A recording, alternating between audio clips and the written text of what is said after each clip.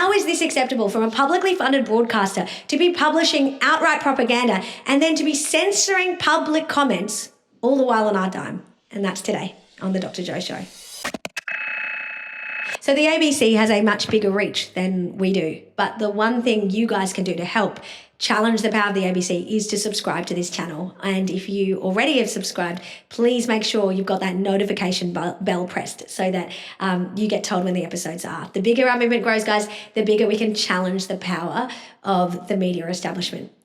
So, in the last 24 hours, the ABC has published 3 articles on abortion. And the first of these articles is a puff piece about late-term abortion, without ever telling you, by the way, what late-term abortion is. But it's basically a piece about how women need to be able to access abortion up till birth. And in fact, they're being turned away by all of these hospitals and doctors who aren't doing this. The second piece is about abortion in the UK and how the police have a new guideline around late-term abortion that if they find a stillborn baby in a woman's home, they need to ask questions. I mean, it seems pretty reasonable to me, but for the ABC, no, that's very Handmaid's Tale, that you would even ask questions if you notice a stillborn baby when you're doing one of your investigations. And that's how deranged the ABC is, that if the police are searching a house and they come across a dead baby, it would be dystopian, according to the ABC, for the police to ask a woman a question about the provenance of that dead baby, not the dead baby itself. Nothing dystopian about that. Nothing strange about finding a dead baby in the house. But, heaven forbid you ask, where did this dead baby come from? That would be so Handmaid's Tale, wouldn't it, ABC? And the third article in their 24-hour propaganda rush on abortion was one about Pacific migrant workers. I'm going to do a whole episode on this later on because it's an area close to my heart. But it's just about how Pacific migrant women are apparently being, unable to access abortion, and they really need abortion. And right now what I want to do is jump right into the first article that they did and to spend some time on that, which is the one about late-term abortion. This was not just an article, it was also a piece for the news and also on social media. Let's watch.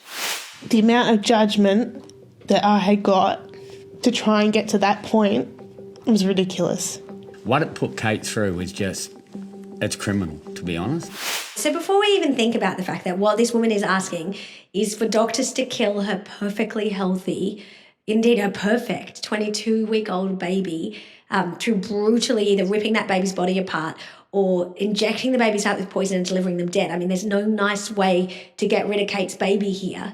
Before we even think about that, let's just also reflect on the fact that the whole narrative that you get from the abortion industry, people like Hannah Ferguson and the ABC and SBS and all of these kind of pro-abortion media, they're always going on about how late-term abortion is incredibly rare and it's so hard to get one, and, it's only ever because the woman's going to die because the baby is really severely disabled and incompatible with life. And yet, this campaign by the ABC about abortion up to birth and how Kate's story is just so tragic and how she's experiencing so much judgment and it's almost criminal, her partner says.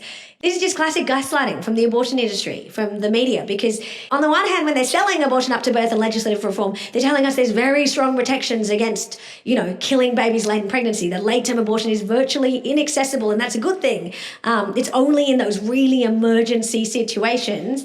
And yet then on the other hand, here's the gaslight, they tell us, actually, this is judgmental and it's almost criminal that Kate found it so difficult to kill her baby fully formed at 22 weeks through a late-term abortion. And what you'll often find is it's one story and it's one journalist. And who you're about to see is Lucy Barber, an activist for the abortion industry who works for the ABC. I don't think we can call her a journalist because she exclusively writes from the pro-abortion perspective. And in just the last year, she has written 12 articles on abortion for the ABC, all of which are advancing the needs and interests of the abortion industry. Let's watch.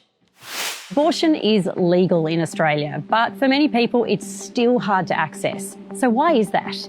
Abortion bans at public hospitals in regional New South Wales last year give us some clue. Kate Carhill had just moved to central west New South Wales when she unexpectedly fell pregnant. I was always on the side of not having kids. Kate's GP prescribed MS two-step. It's called a medical abortion. It's 2 pills taken to bring on a miscarriage. It's different to a surgical abortion, which is usually done under light anaesthetic. antibiotic.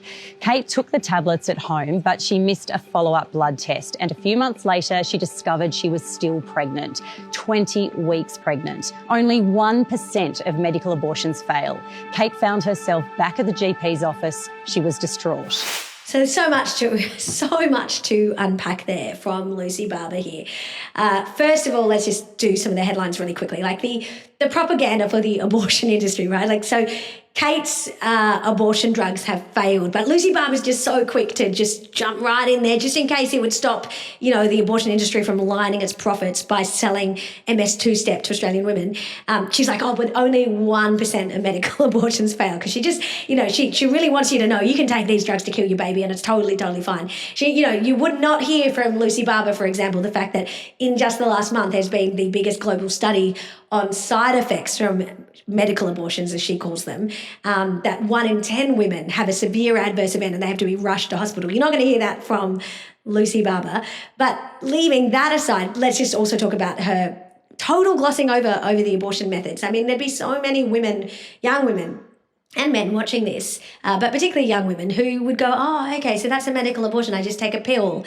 And a surgical abortion, I just go in there and I get a light anesthetic. I mean, you don't hear from Lucy Barber the actual truth about what's really going on, that when you take MS2 step, you're taking 2 pills. The first pill that you take removes the source of nourishment and food from the baby, so they literally starve to death. The second pill fakes labour. Your body believes they're going into labour and it expels that baby from your body. Now, surgical abortion, there's different methods, but it's even more brutal. It's either a vacuum aspiration where the baby's body is obliterated through vacuum, or it's dilation and evacuation where the baby's body's limbs are ripped apart forcibly with metal forceps, and then the baby's skull is crushed and they're extracted that way. Or it's through that brutal surgical injection of potassium chloride into the heart and then delivery stillborn. All of it, is disgusting. You hear none of it from Lucy Barber from the ABC, because she just... it just blows apart the false narrative that abortion is healthcare once you know anything, even the slightest detail about those methods. And then the final thing that she doesn't tell anybody is that not only is abortion up to birth legal everywhere, but you can get an abortion anywhere, in any postcode in Australia for as little as $6.80. You can have an appointment by telehealth and get MS2 step mailed to your home. And that is just the reality. What Kate Cahill did is she took those abortion pills and she missed the follow-up mandatory blood test to confirm that the pregnancy is ended. She missed that. That's on her. Her baby then grows to the advanced gestation of 22 weeks. She realizes that and still wants to kill that fully developed child that's just been safe within her for that period of time. What Lucy Barber's actually fighting for is not just abortion access, because it is accessible. Up till 9 weeks, you can get it anywhere, in any postcode. She's fighting for abortion up to birth to be entirely and universally accessible and funded. And that's what the 12 articles that she's been publishing in just the last year have all been about. That's what Amanda Con's bill was about. Lucy Barber and Amanda Con, they are part of the same campaign between activists in academia, in the media and in politics, who are all aligned on the fact that abortion up to birth should be funded everywhere and available everywhere, and all doctors should have to do it. That's why Con's bill said that the Minister for Health could compel hospitals, publicly funded hospitals, to perform abortions. Because what Lucy Barber is fighting for is not that everyone should be able to kill their baby up to 9 weeks. She's fighting for everybody to be able to kill their baby up to 40 weeks. And the only way you can do that is through a surgical intervention. So she's fighting for forcing doctors and nurses and other health workers to do this through surgery in every hospital. So we're now at the point where Kate is talking about the response of her doctor, who discovers that she is, in fact, 20 weeks pregnant. The pregnancy has continued. And this is what she says happened next. He shook his head and said, you've got yourself into a predicament. Then went on to tell me, this is your miracle baby. You need to have this baby. Kate did not feel she could care for a child, but getting an abortion at her gestation proved difficult because the nearby local hospital in Orange had stopped providing terminations for unwanted pregnancies. Senior management at the hospital had concerns about how so-called social terminations were a new service that hadn't been formally established. So once again, Lucy Barber is guilty of just covering up the truth. What she's not telling you is that the real reason these doctors in Orange Hospital don't want to perform abortions is because these babies are perfectly healthy. They don't want to be involved in what she calls these social terminations, which are literally elective abortions right up until birth. These are abortions after 9 weeks and up until birth that at Orange Hospital, they've made a decision as a medical team that they don't want to do it.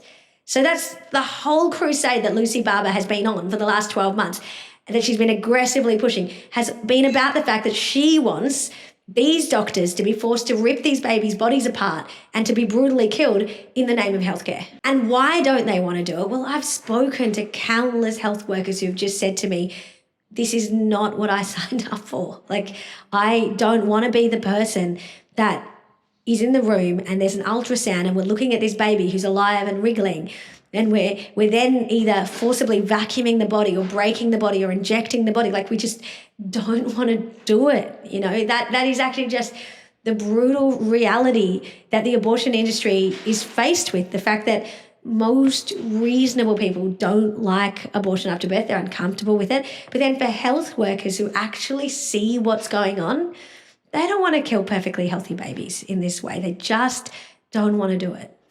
Abortions for unwanted pregnancies had been offered at the hospitals since the 1980s. It just wasn't part of formal policy. And procedurally, it's the same as treating a miscarriage or a fetal anomaly. So once again, Lucy Barber not telling us the whole truth. Yes, it's the same procedure, as in if you have a miscarriage and your baby has died and the baby hasn't actually come out naturally, you haven't delivered that baby naturally, then you will have to go in for a dilation and evacuation where they will either suction out or remove the baby's body, forcibly with metal forceps. But in that case, which Lucy Barber fails to tell you, the baby has died. So you've got a deceased baby, you're just removing the remains of her from the mother's body so that the mother doesn't get really sick from sepsis. What Lucy Barber actually wants is for doctors to be forced to do this to live babies who have nothing wrong with them, who are perfectly healthy. And she wants that same process that's used for a miscarriage to remove a dead baby. She wants it to be done to kill a baby and then remove them. The obstetrics team were told to hold off providing these types of abortions. In the meantime, people like Kate became collateral damage. I feel like a monster. I feel really horrible because I should have done more to take care of this sooner. She was terrified she'd missed the 22-week deadline for an abortion in New South Wales. It's crazy that Kate feels like a monster for not killing a baby. I mean, she literally says, I feel like a monster that I didn't take care of this sooner. It just underscores actually that all abortion is wrong, right? Like that Kate had a human being at 9 weeks that she failed to kill, who then continued to grow. It doesn't make her more of a monster just because that baby is older and more advanced. Maybe it pulls on the heartstrings more. Maybe it makes us feel more guilty because the process is more brutal and that baby can feel pain and she's bonded with Kate in that time in utero. But the objective fact remains it's still a baby. It's as much of a baby at 22 weeks as it was at 6 weeks or 9 weeks. And indeed, the whole thing is monstrous. And leaving that aside, we now get to another lie from Lucy Barber. The fact that she says abortion is legal in New South Wales up to 22 weeks. This is just the biggest lie that we're seeing from, the SBS. Look at their table of gestational limits that they put up to this very statement from Lucy Barber from the ABC. Time and time again, you see from the mainstream media and from the abortion industry itself, the lie that's propagated that you cannot get an abortion after a gestational limit, which in New South Wales is 22 weeks. What you'll notice as I flick up on the screen is that this act in New South Wales that governs abortion, it clearly has a section on abortion before 22 weeks, in which case it's on demand. You can get it for any reason, anytime, anywhere. And then after 22 weeks, there's a separate section and you need 2 doctors to approve it. And it's for anything, any current or future social or physical reason, psychological reason that the woman may be facing. Now, that to me doesn't make it sound like abortion is illegal after 22 weeks, does it, Lucy Barber? Abortion is legal up until birth. There's just a different set of criteria after 22 weeks. The Orange Health Service told her GP it couldn't help. So she rang hospitals and clinics all around her local area. In Sydney, she even tried interstate, but no one would take her because of her gestation. Eventually, Nepean Hospital, a 4.5-hour drive from where she lives, agreed to take her. She arrived there on the Tuesday. She had to go through counselling, funeral arrangements, arrange a birth and death certificate. Then she was induced on the Friday, went through a painful labour and gave birth to the fetus the following night. So Lucy Barber thinks it's a problem that no one would take her. I actually see that as just such a wonderful sign of hope in all of this. The fact that Kate found it so difficult to get a late-term abortion because, you know, the appalling reality is that Australia's abortion laws are the most extreme in the world. It's legal up until birth for any reason. So the fact that Kate found it so difficult to get one, that's actually the silver lining in all of this, that there's so many good doctors and obstetricians out there who just are not barbaric murderers and they don't want to do this and they just said, no, we're not going to do it. You know, that is actually such a positive thing to come out of this. Not for Lucy Barber, because she's like, she says, oh, Kate is collateral damage. I mean, what about the baby, right? There's collateral damage in all of this, you know, or as the actual victim. I mean, Lucy Barber goes on to say, oh, it was a very, you know, long process of, you know, involving multiple counsellors, a 4.5-hour drive, a birth certificate, a death certificate, and then a painful labour to induce the fetus. Like, no, I mean, at the very least, once that baby is born, they're not a fetus, are they, Lucy Barber? I know you want to use dehumanising language to make sure the focus is entirely on Kate's pain and none on this poor baby's pain.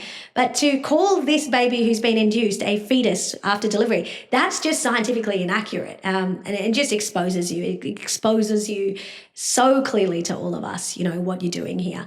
But then, you know, you lamenting about this very long process that Kate has to go through. Well, that's because you have to have a birth certificate and a death certificate in New South Wales if you have delivered a baby who's over 20 weeks, who's over 400 grams. I mean, you actually have a baby in hospitals around the state. Doctors and nurses and obstetricians are working around the clock to save babies who are premature, who mothers want to have, and they're rushed to the NICU and they stay there in intensive care for weeks on end because everything is being done to save these lives. Lucy Barber would rather us live in some kind of regime where, you know, Kate can go kill her baby after 20 weeks and up until birth and we just whitewash all of it.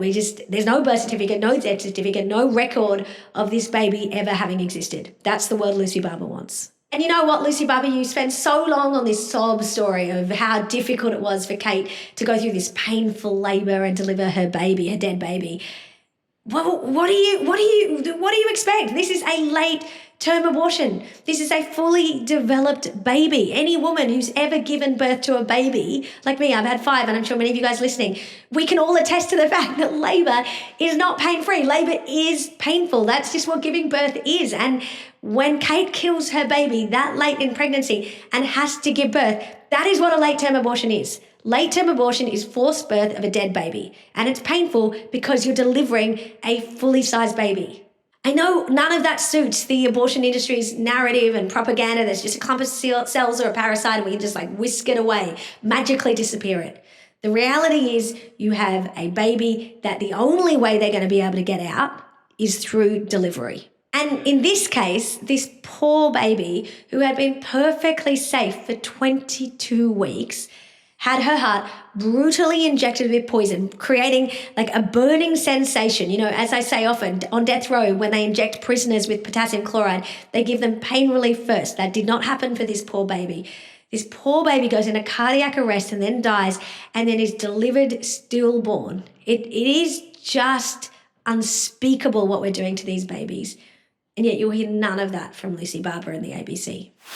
I felt like I'd nearly done something wrong. Kate's speaking out on behalf of those who can't. Often the people who are most vulnerable are the ones who miss the 9-week deadline for a medical abortion. They are single mothers, they are migrant and refugees, they are people with disability, they're Aboriginal and Torres Strait Islander people. And the reality is that the people in positions of power in states and territories in the health system will dictate whether abortion is provided or not. And this is the bit where I just really want to vomit. A bunch of middle-aged, white, pro-abortion feminist women apparently speaking up for all the vulnerable folk. Like, they love to get on their soapbox, don't they, the left? You know, how they're just like speaking up for the minorities and fighting for their rights, and all the people who can't speak, they're there for them. And thank God we have Lucy Barber and this abortion industry insider from Marie Stopes, like literally the world's biggest abortion provider alongside Planned Parenthood, like the biggest billion-dollar abortion provider. Like, that's who's speaking up for the vulnerable. Could you have a more evil inversion of the truth here? They claim to be speaking up for the vulnerable when the vulnerable is the babies. Like, that's without a doubt. It's Kate's little baby. It's all of the babies that Marie Stopes kills every year. It's all of the 88,000 that are killed without a voice, without anyone speaking for them in Australia. That's who the vulnerable are. And for Kate and Lucy Barber and Barney Corbin from MSI, for all of these privileged women to claim that they're speaking up for the vulnerable as the reason why every health worker should have to perform abortions and every hospital should have to provide brutal surgical abortions up to birth. Like, it just defies belief. None of this is okay. And to be honest, I'm still reeling not just from these propaganda stories that the ABC constantly is releasing now on abortion, but the fact that they're censoring our ability to criticise them. I'm just coming to grips, honestly, with all of this. And I think the takeaway is, please share this video, please write a comment, please like it, please pass it around, because that's the very least that we can do right now. But ultimately, we actually are going to need a long-term strategy to combat this, because it is just so monstrously evil that this is now what they're fighting for. Not just abortion up to birth, but abortion up to birth in every hospital by every health worker. And that was Amanda Con's bill, and we did defeat that. We largely defeated all of that stuff from the bill, so that all that was left was abortions up to 9 weeks.